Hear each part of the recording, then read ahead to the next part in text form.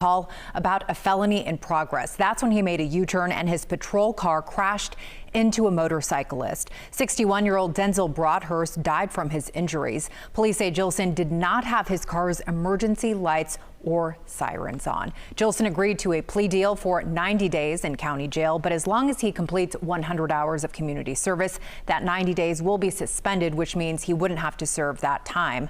The victim's family has requested the community service involve veteran services in his honor. Lisa? All right, thank you. And Sacramento police confirmed Gilson is still an officer with the department. They say now that the criminal case is done, they'll start their internal investigation into whether Gilson will remain an officer.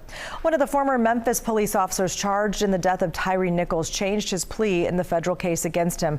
Desmond Mills previously pleaded not guilty. Today, he changed that to guilty on federal charges. He's expected to do the same in state court. Mills is one of 5 former officers facing civil rights charges after 29-year-old Nichols was killed in January. That happened after Nichols ran away from a traffic stop. Nichols had deep ties to Sacramento. Today's court hearing resulted in mixed emotions for Nichols' parents.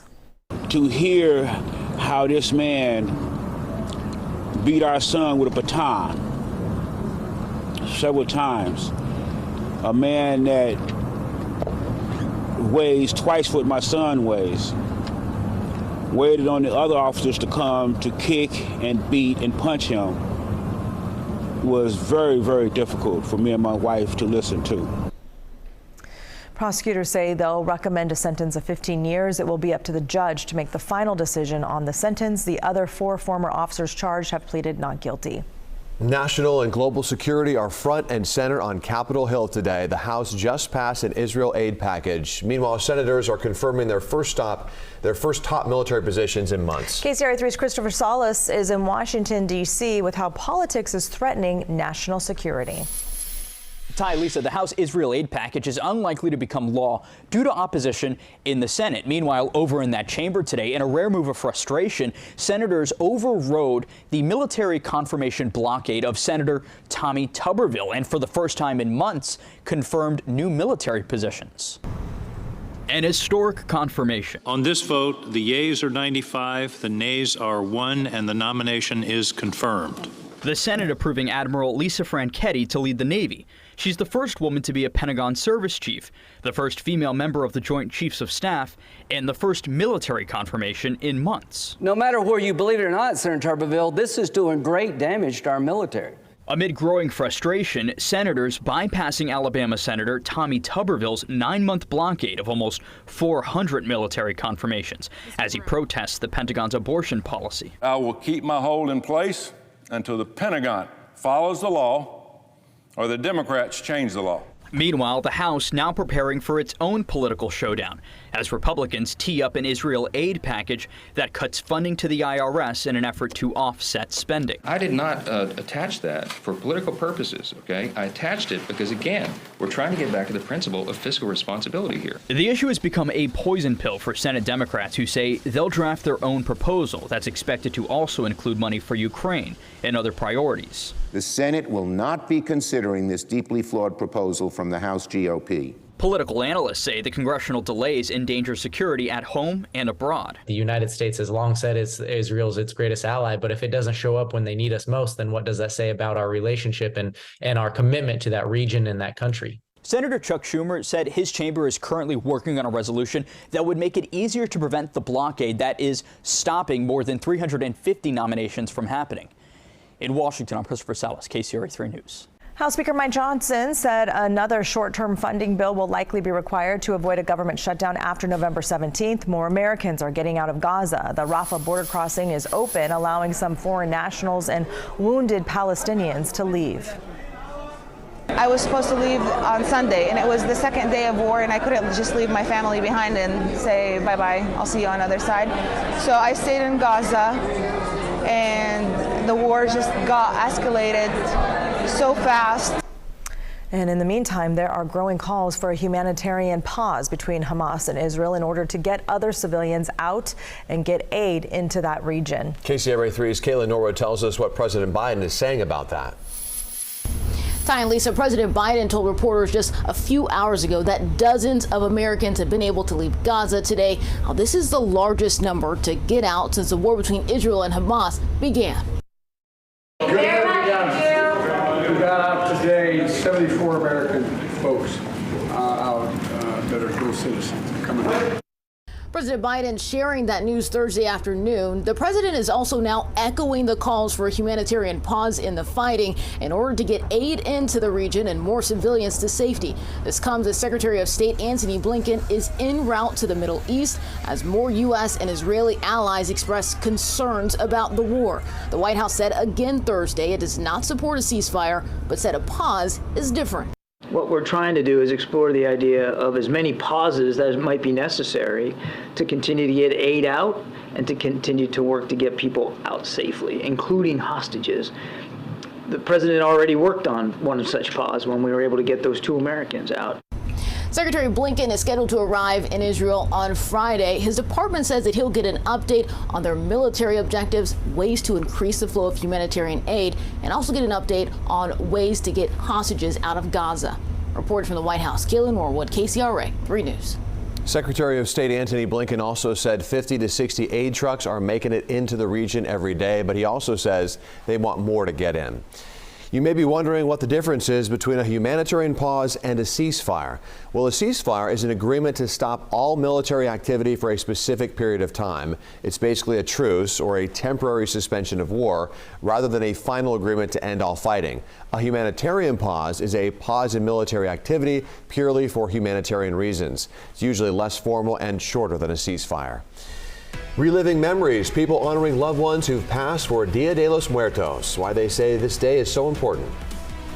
And in the weather, a lot of clouds in the area today, but otherwise a very mild day.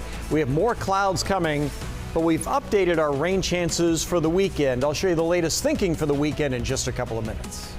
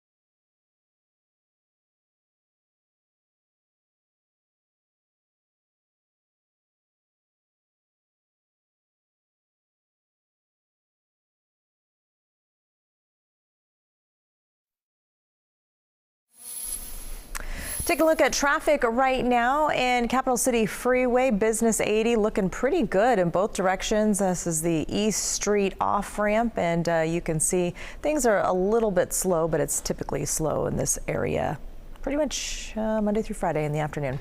Next week marks 5 years since the deadly Camp Fire tore through Butte County and the town of Paradise. That deadly fire started on November 8th, 2018. It burned more than 153,000 acres for 17 straight days. 85 people died. More than 18,000 homes and businesses were destroyed. More than 5,000 firefighters helped to fight those flames. And as we get closer to the day the fire started, police are reflecting on its impact and the changes. Today, the mayor of Paradise said thousands of homes have been rebuilt. Working within my community to rebuild people's homes and lives has been more than an honor that I could even imagine in my life. We could not have come this far without the help of the state of California and our legislatures. And we deeply mean that. Without them, we could not have made it. We want to thank those of you who have helped us and let you know we're not going to stop until the job is done. Officials say almost 24 early warning systems have also been installed to alert residents of emergencies sooner.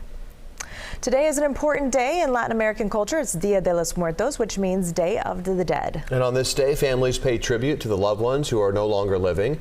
In Sacramento, a celebration was held at St. Mary's Catholic Cemetery. This is the 48th year of the event. It includes placing photos, flowers, and candles on the altar. There was also music, dancing, and a procession through the cemetery. Keeps their memory well and alive, remembering and reminding us that death is not the end, but there's still that connection through love and prayer that we offer today. He also says the celebration at the St. Mary's Catholic Cemetery is the oldest Dia de los Muertos celebration in all of Sacramento. Wraps up at 6 o'clock tonight. And right now, Dia de los Muertos festivities are in full swing in Lodi as well. And KCRA 3's Josie Hart joins us live from Cherokee Memorial Park. So Josie, there's much more to this day than just the treats and marigolds and sugar skulls and looking through old photos, right?